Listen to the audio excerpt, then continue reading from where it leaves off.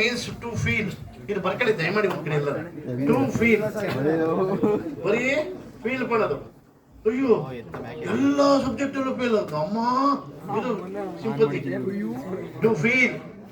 Empathy means to do. ಎತ್ತಬೇಕು. This is empathy. ಅಯ್ಯೋ ಮುಂಡೆ ಮಗ ಬಿಟ್ಬಿಟ್ಟ.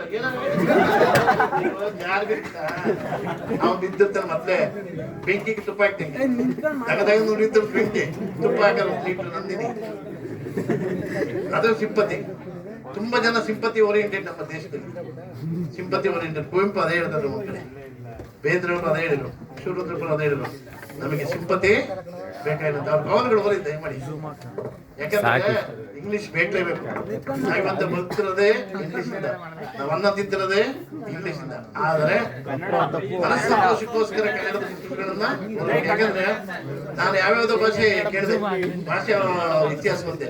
ನಮ್ಮ ಕನ್ನಡ ಇದೆಯಲ್ಲ, ನಮ್ಮ ಕನ್ನಡಕ್ಕೆ ಸಮನಾದ ಭಾಷೆ ಬೇರೆ ಯಾವುದು ಇರಕ್ಕೆ ಸಾಧ್ಯನೇ ಇಲ್ಲ. ಅಂತ ಭಾಷೆ ಯಾಕೆ ನಾವು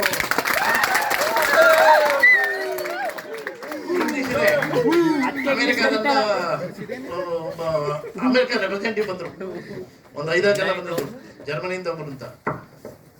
ಅಪ್ಪ ಅವತ್ತು ನನಗೆ ಎಷ್ಟು ಸಂತೋಷ ಆಗ್ಬಿಡ್ತು ಅಂದ್ರೆ,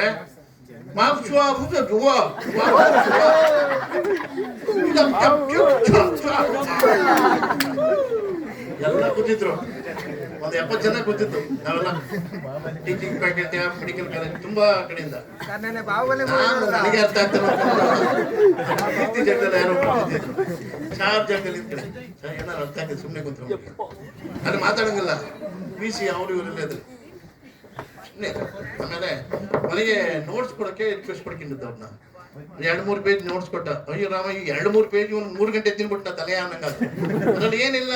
what are the qualities of leadership in institution organisation ಅಂತ. Leadership is one. ಹೆಂಗಿರೋದಂದ್ರೆ ಅದು ಓದ್ಬೇಕು ಅಂತ. ಲೀಡರ್ಶಿಪ್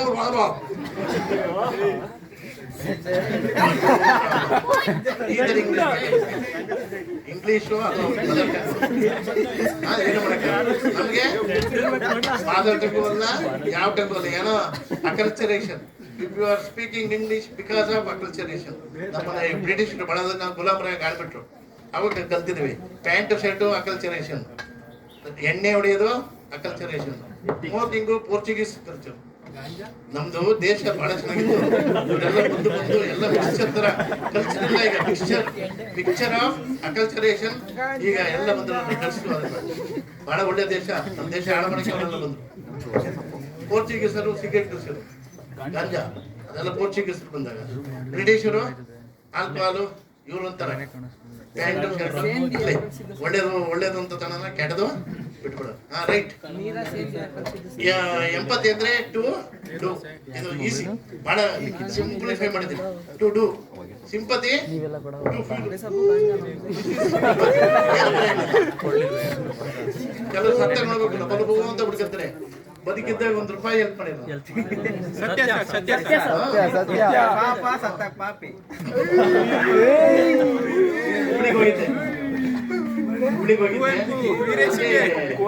ನನ್ನ ಕ್ಲಾಸ್ ಬಹಳ ದಿವಸ ಆದ್ಮೇಲೆ ರೊಟ್ಟಿ ತಿನ್ಕೊಂಡು ದೊಡ್ಡ ಮನೆ ಅಲ್ಲಿ, ಬಹಳ ದೊಡ್ಡ ಬಂಗ್ಲೆ. ಅವನ ಯಜಮಾನ ಸತ್ತೋಗ್ಬಿಟ್ಟ ಅವ್ರ ದೊಡ್ಡಪ್ಪ. ಆಮೇಲೆ ಅಲ್ಲಿ ಒಳದೇ ಒಂಥರ ಫ್ಯಾಷನ್. ಅಯ್ಯೋ ಸುಡೆ ಮಗ ಸತ್ತೋಗ್ಬಿಟ್ಟ.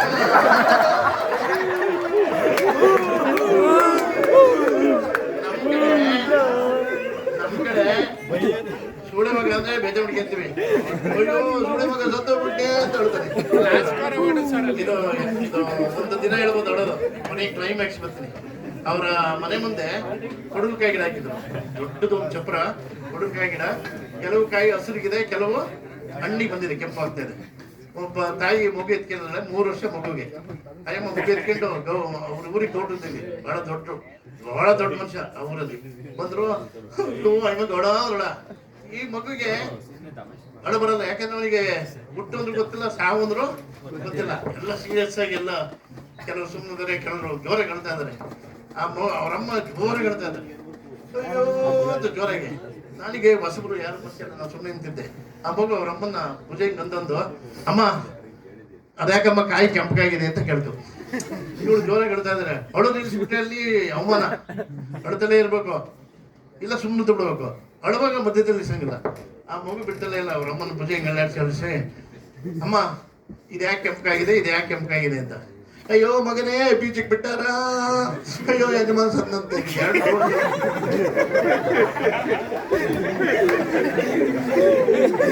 ಈ ತರ ನಾವು ಯಾವ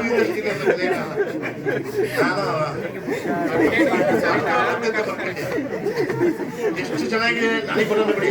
ಆಯಮ್ಮನಂಗೆ ಹತ್ಕೊಂಡು ಆಯಮ್ಮನಂಗೆ ರಾಕ್ ಬಂದು ಕೇಳಕ್ಬರಲ್ಲ. ಅಯ್ಯೋ ಮಗನ ಬೀದಿಗೆ ಬಿಟ್ಟಾರ,